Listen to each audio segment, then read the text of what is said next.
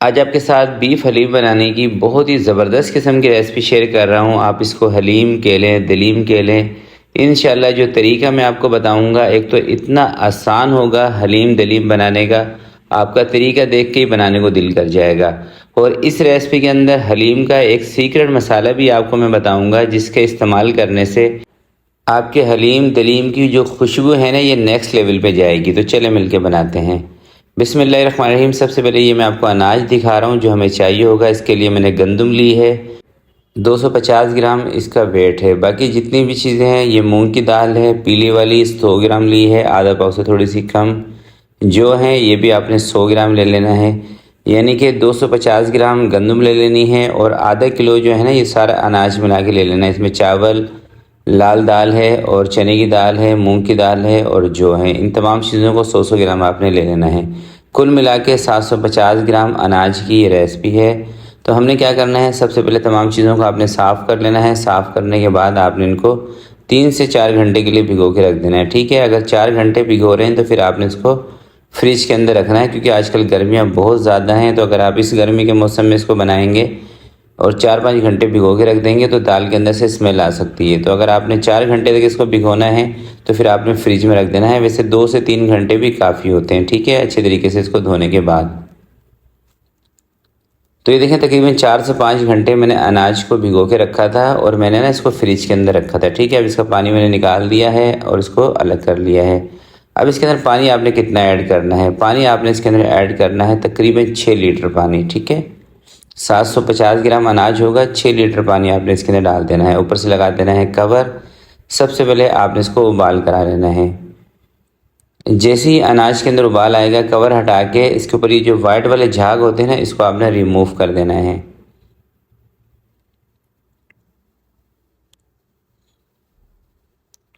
अच्छा, कुछ लोग ना इन वाइट झागों को रिमूव नहीं भी करते, वो भी तरीका ठीक है। अगर आपको नहीं करने हो रिमूव तो ना करें, कोई मसला नहीं है।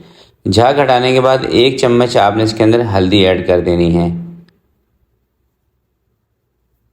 अच्छे तरीके से इसको मिक्स कर देना है हल्दी को। चूल्हा आपने इसका कम कर देना है और 1 घंटे के लिए, 1 घंटा सवा घंटे के लिए आपने इसको हल्की आंच पे छोड़ देना है। तब तक हम इसका बनाते हैं कोरमा। कोरमा बनाने के लिए 1.5 कप आपने ले लेना है कुकिंग ऑयल, यानी कि 300 साढ़े 300 ग्राम के करीब। और इसके अंदर मैं ये भी आपको बताऊंगा कि ये पूरा हलीम जो तैयार होगा ये कितने अफराद की सर्विंग होगी। ठीक है, लास्ट में बताऊंगा जब पूरा बन जाएगा।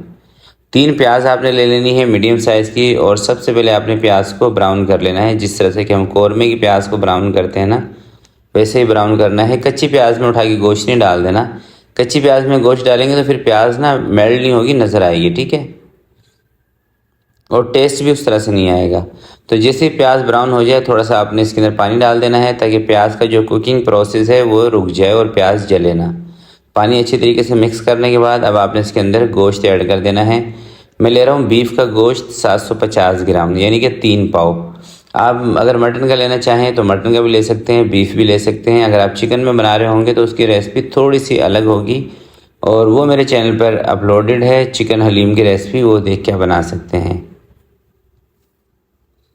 साथ ही इसके हम अदरक और लहसुन का पेस्ट भी ऐड कर देंगे। तो अदरक और लहसुन का पेस्ट मैं हमेशा बीफ के अंदर और मटन में क्वांटिटी ना थोड़ी सी ज़्यादा रखता हूँ। ठीक है, 1 चम्मच आपने हरी मिर्चों का पेस्ट भी इसमें ऐड कर देना है। अब आपने इसकी अच्छे तरीके से भुनाई करनी है। ठीक है, ताकि प्याज मेल्ट हो जाए, अदरक लहसुन का कच्चापन ख़त्म हो जाए। उसके बाद इसके अंदर हम मसाले ऐड करेंगे।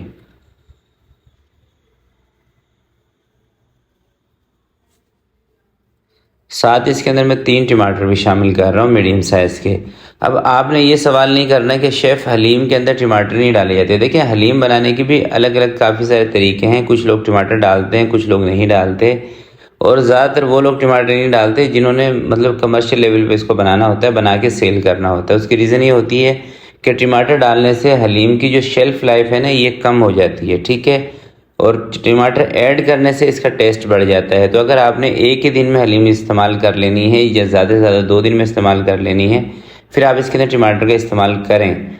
अगर आपने हलीम को रखना है बना के 1 हफ़्ते के लिए, तो फिर आप टमाटर को स्किप कर सकते हैं। ठीक है, टमाटर के साथ ही इसके अंदर मैंने लाल मिर्चों का पाउडर 1 चम्मच, हल्दी पाउडर 1 चम्मच इसके अंदर ऐड कर रहा हूँ, ज़ीरा पाउडर ये भी 1 चम्मच, धनिया कुटा हुआ इसके अंदर 2 चम्मच आपने ऐड कर देने हैं।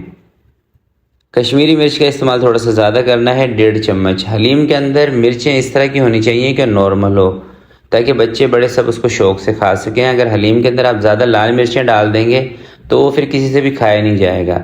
हलीम के अंदर मिर्चें नॉर्मल रखें ताकि ऊपर से हम चाट मसाला, हरी मिर्चें, प्याज वगैरह, नींबू डाल के उसको खा सकें। जब भी आप हलीम के अंदर लाल मिर्चें तेज़ कर देंगे वो नहीं खाया जाएगा। तो अच्छे तरीके से इस मसाले की भुनाई आपने कर लेनी है।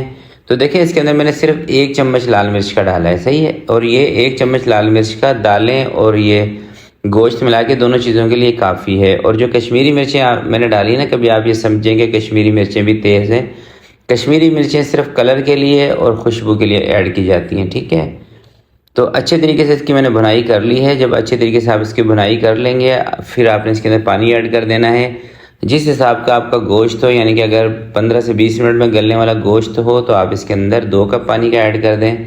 अगर आप समझते हैं कि 30 से 35 मिनट आपके गोश्त को लगेंगे तो 3 कप या 3.5 कप पानी भी आप गोश्त के अंदर ऐड करके इसके ऊपर कवर लगा दें। तो मैं इसको तकरीबन 20 से 25 मिनट के लिए रखूँगा कवर लगा के, और जैसे ही सीटी बज जाएगी इसका जो फ्लेम है ना वो हम कम कर देंगे ताकि हल्का हल्का सा इसमें उबाल चलता रहे और सीटी चलती रहे। तो तकरीबन गोश्त को मैंने 25 मिनट के लिए पका लिया था। उसके बाद कवर हटा के देखिए इसका जो रोगन है ना इसको मैंने अलग कर लिया है और गोश्त हमारा बेहतरीन गल चुका है, ठीक है। 25 से 30 मिनट कुकर को चलाने के बाद जब इसकी स्टीम निकली थी उसके बाद मैंने कवर हटाया था। आपने भी ऐसा ही करना है। तो अब आपने क्या करना है, घोटे की मदद से ना गरम गरम गोश्त को आपने इसके रेशे बना लेना है, इसको पीस लेना है। 5-10 मिनट आपको लगेंगे इस काम के लिए बस। और अगर इसके अंदर पानी हो ना तो इस टाइम पे आप ये भी कर सकते हैं कि हल्का सा फ्लेम इसके नीचे ऑन कर दें ताकि पानी इसका खुश्क हो जाए। जब इस तरह से गोश्त के रेशे बन जाएंगे इसको आपने साइड पे कर देना है। जितने अच्छे रेशे बनाएंगे उतने ही हलीम के अंदर आपके रेशे अच्छे नज़र आएंगे। अब दूसरी साइड पे देखें तकरीबन घंटा सवा घंटा दाल को मैंने हल्की आंच पे पकाया था और ये दाल भी बिल्कुल हलवा हो चुकी है, ठीक है। इसका चूल्हा काफ़ी देर पहले मैंने बंद कर दिया है इस दाल का। दूसरे वाले चूल्हे पर रखी हुई थी, इस चूल्हे पे मैंने आपको कौरमा बना के दिखाया है। दाल को उठा के हमने जैसे इसमें उबाल आया था दूसरे चूल्हे पे इसको हमने ट्रांसफ़र कर दिया था। अब दाल साइड पे करके थोड़ा सा ठंडा करते हैं दाल को। अब बारी है मसाले की, और ये मसाला मैं समझता हूँ इसकी जान है इस रेसिपी की। इसके अंदर ज़ीरा है, बड़ी इलायची है, काली मिर्चें हैं, बादियान के फूल और सब्ज़ इलायची। क्वांटिटी अभी आपको बता देता हूँ, आपने नोट कर लेना है इसको। और जब भी हलीम बनाए ये मसाला याद रखें। तो सब्ज़ इलायची 12 से 15 पीस, काली मिर्चें 1 बड़ा चम्मच भर के डाल दें, बड़ी इलायची 3 अदद आपने लेनी है, सफ़ेद ज़ीरा आपने इसके अंदर 1 चम्मच भर के लेना है, बादियान के फूल 4 से 5 पीस आपने इसके अंदर शामिल कर देने हैं और तमाम चीज़ों को आपने अच्छे तरीके से ग्राइंड कर लेना है। ये मसाला रेडी हो गया है, इसको फ़िलहाल हम साइड पे करते हैं और इसको इस्तेमाल कैसे करना है वो आगे बताऊँगा आपको। तो ये देखें दाल हमारी ना थोड़ी सी ठंडी हो गई है। मैंने इसको चूल्हे से उतार के नीचे रख दिया था क्योंकि अभी ना इसको हमने पीसना है दाल को। तो आपने इसको जूसर के जग में डाल के पीस लेना है और थोड़ा सा ठंडा करके दाल को पीसना है, क्योंकि गरम गरम दाल अगर आप जूसर के जग में पीसते हैं तो हो सकता है कि आपका जग टूट जाए। तो इस चीज़ का आपने ध्यान रखना है। और इस पतीले के अंदर जिसमें हमने हलीम बनाना था उसको भी मैंने खाली कर लिया है, यानी कि दाल को हमने कुकर के अंदर उठा के डाल दिया था ताकि पतीला हमारा खाली हो जाए। सारी दाल मैंने पीस ली है। अच्छे तरीके से आपने दाल को पीसना है। उसके बाद उठा के आपने इसके अंदर कौरमा डाल देना है और इसको उठा के लेके चलेंगे चूल्हे के ऊपर और अब इसको पकाते हैं। घोटा हलीम के अंदर दोबारा से मैंने डाल दिया है और अब इसको ना कोई घोटा वोटा मारने की आपको ज़रूरत नहीं है कि आप इसको घोटा लगाने लग जाएं, ठीक है। सिर्फ इसको मिक्स करना है गोश्त को अच्छे तरीके से दाल के अंदर, और साथ में जो रोगन था वो भी उठा के आपने इसके अंदर डाल देना है। ये कोई कहानी नहीं है कि जी तड़का लगाएंगे ऊपर से रोगन तड़के के टाइम पर डालेंगे। भाई कमर्शियली जो हलीम बनता है ना, जहाँ पे 10-10 देगे बनती है, मैं वो आपको रेसिपी बता रहा हूँ। और कमर्शियल जो हलीम बनता है उसके अंदर ये नहीं करते कि घोटा लगाने खड़े हो जाएं। अगर 10 देग आपको बनानी हो तो उसको घोटा लगाने के लिए आपको 40 बंदे चाहिए होंगे। तो कमर्शियल के अंदर कोई ऐसा हिसाब नहीं होता कि इतनी देर तक घोटा लगाएंगे। चीज़ों को शॉर्ट तरीके से बनाया जाता है और ये तड़के वड़के का भी कोई हिसाब नहीं है। रोगन उतार लेते हैं ऊपर से और जब गोश्त मिक्स करते हैं उस टाइम पे रोगन डाल देते हैं। तो आपने भी ऐसा ही करना है, शॉर्ट तरीके से बनाएं। एंड दी एंड जो रिज़ल्ट आपको मिलेगा ना वो आपका दिल खुश करेगा। असल चीज़ तो ये है, चाहे आप एक देग का भी हलीम बना रहे हैं तो आप इस रेसिपी को ज़रूर फॉलो कीजिएगा। तो इस टाइम पर आकर ना आपने नमक इसका लाजमी चेक कर लेना है। मुझे कम लग रहा था, 2 चम्मच भर के इसमें मैंने नमक के डाल दिए हैं। 2 चम्मच हमने नमक इसमें डाला था कौरमे के अंदर 2 चम्मच नमक अभी डाल दिया, ठीक है। तकरीबन 4 चम्मच 4.5 चम्मच के करीब इसमें आप नमक डालेंगे। नमक आपका परफेक्ट रहेगा, सही है। तो नमक मिक्स करने के बाद अब आपने इसके अंदर मसाला बिल्कुल एंड में डालना है, जब आपको लगे कि हलीम के अंदर गोश्त वगैरह सारी चीज़ें बिल्कुल अच्छी तरीके से एडजस्ट हो गई हैं, उसके बाद आपने मसाला डालना है। उसके रीज़न ये है कि इस मसाले के अंदर काली मिर्चों का इस्तेमाल किया गया है। अगर आप उसके कौरमे के साथ ही मसाला डाल देंगे तो फिर आपका हलीम थोड़ा सा ब्लैक की तरफ चला जाएगा। तो बेहतर तरीका ये है कि लास्ट में डालें और थोड़ा सा पानी गर्म करके रख लें, यानी कि जब मसाला डालें तो ऊपर से थोड़ा सा गर्म पानी भी डाल दें। उससे एक तो हलीम थोड़ा सा सेट भी हो जाएगा अगर थिक हो गया होगा, और दूसरा यह है कि मसाला जल्दी से इसके अंदर मिक्स हो जाएगा।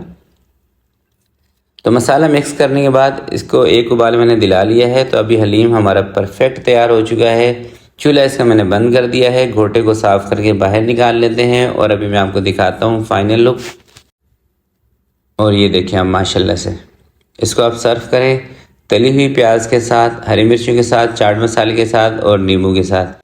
यकीन करें ये इतनी ज़बरदस्त रेसिपी है ना, जब भी आप इस वीडियो को फॉलो करके हलीम बनाएंगे, बस आपसे गुजारिश में यही करूँगा कि आपने इस वीडियो को फॉलो करना है। और देखिए इसके अंदर मैंने आपको बिल्कुल सिंपल सा और आसान सा तरीका बताया है, कोई लंबा चौड़ा हिसाब नहीं बताया, आपको घुमाया नहीं है, बिल्कुल आसान सीधे अल्फाज में आपको चीज़ें बताई हैं।